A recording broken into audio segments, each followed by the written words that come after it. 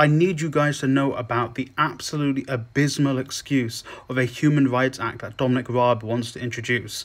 The Human Rights Act that we have at the moment is one of the best crafted pieces of legislation we have that goes above and beyond to protecting human rights in the UK. Other countries have things like Japan has certain rights to protect them from their government. The US Constitution, it's supposed to be protecting them. And ours is the Human Rights Act for the most part. And I've read some of the things Dominic Raab wants to do, and some of them are terrifying and stupid. This is from the Gov.uk website, and even the way they've titled the webpage to prevent bogus human rights claims. Like, a human rights claim is a human rights claim, and regardless of who it's from, it should be looked at with the utmost scrutiny to ensure that human rights are protected properly if need be. Some of the things here are absolutely terrifying. Stuff like this: prevent courts from placing new costly obligations on public authorities to actively protect someone's human rights and limit the circumstances in which current obligations apply.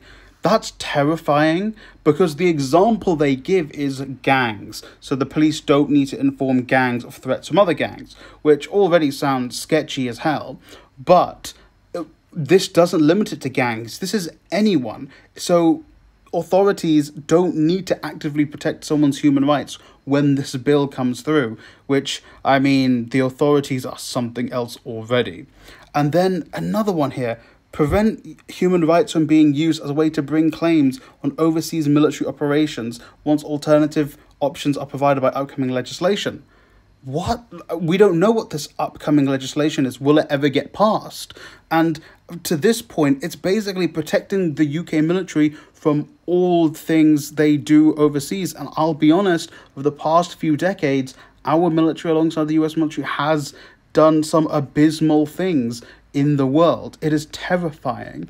Some of these other ones, like here, they want to confirm interim measures from the European Court of Human Rights don't apply. What do you mean? We signed on to the European Court of Human Rights. It's one of the few things that got to protect us from the UK government, because clearly they don't want that. And then some of these other ones, like, they will give certain circumstances to try and make them palatable, like this one to basically get rid of people's right to socialize, but they will say extremist offenders. But it's like, is it only going to be them, or is it going to be people in general? It is terrifying the way they just want to strip back at our very good, well-secured human rights right now. It's a terrifying circumstance, and